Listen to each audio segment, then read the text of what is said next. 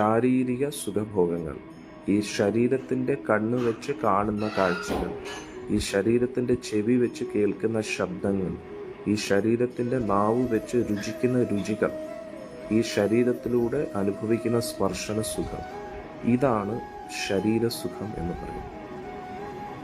അതൊരു പുതിയൊരാൾ കേൾക്കുമ്പോൾ ഇതല്ലേ യഥാർത്ഥ സുഖം, ഇതിനപ്പുറത്തൊരു സുഖമുണ്ട്. അതിനെ നമ്മൾ അന്വേഷിക്കണം. ആത്മാവിന് ആത്മാവിൻ്റേതായിട്ടുള്ള ഒരു കണ്ണുണ്ട്, ആത്മാവിന് ആത്മാവിൻ്റേതായിട്ടുള്ള ഒരു ചെവിയുണ്ട്, ആത്മാവിൻ്റേതായിട്ടുള്ള നാവുണ്ട്, ആത്മാവിൻ്റേതായിട്ടുള്ള ഒരു സ്പർശനമുണ്ട്. അതുകൊണ്ട് ആത്മീയ ശരീരമുണ്ട്.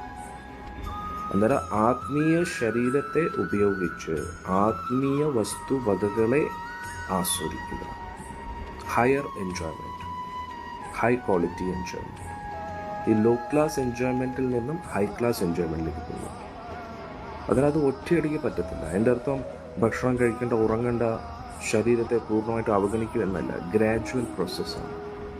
കുറഞ്ഞ പക്ഷം ശരീരം കൊണ്ട് ചെയ്യാൻ പാടില്ല എന്ന് പറയുന്ന കാര്യങ്ങൾ ചെയ്യരുത്. എന്താണ് ചെയ്യാൻ പാടില്ല എന്ന് പറയുന്നത്? നമ്മൾ ശരീരം കൊണ്ട് ചില കാര്യങ്ങൾ ചെയ്തു കഴിഞ്ഞാൽ നമ്മുടെ ശരീരബോധം കൂടുതൽ സ്ട്രോങ് ആവും.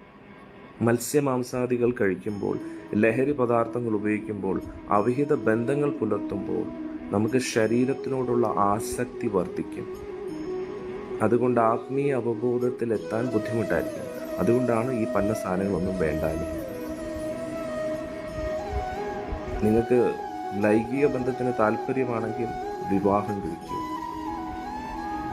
ലൈംഗിക ബന്ധത്തിൽ അവിഹിതമായിട്ട് ഏർപ്പെടരുത്.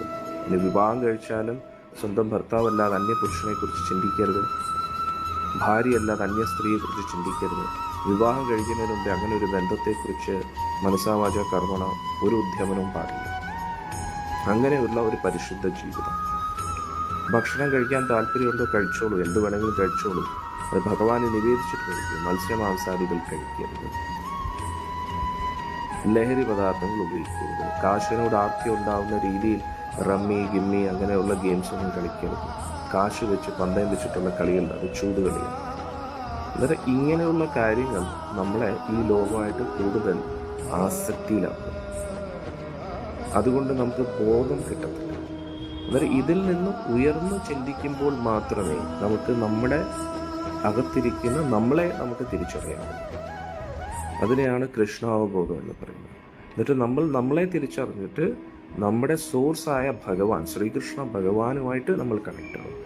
ആദ്യം നമ്മുടെ ബോധം ഉപയോഗിച്ച് നമ്മളെ മനസ്സിലാക്കുക, നമ്മൾ ഈ ശരീരമല്ല എന്ന് മനസ്സിലാക്കുക, ശാരീരിക ആസക്തികളെ കുറയ്ക്കുക. എത്രത്തോളം കുറയ്ക്കുന്നു അത്രത്തോളം കുറയ്ക്കുക. ജീവിതത്തിൻ്റെ ലക്ഷ്യം ആസ്വാദനമാണെന്ന് ചിന്തിക്കരുത്. ആദ്യം 4 യവനങ്ങൾ പാലിക്കുക, എന്നിട്ട് അതിൻ്റെ ഹയർ വെർഷനിലേക്ക് പോവുക. എന്തുവാണ്? രുചികൾക്ക് വേണ്ടി മാത്രം ജീവിക്കരുത്. എന്താണോ എളുപ്പത്തിൽ ഭഗവാന്റെ കാരുണ്യത്താൽ ലഭിക്കുന്നത് അത് സന്തോഷത്തോടുകൂടി സ്വീകരിക്കുക.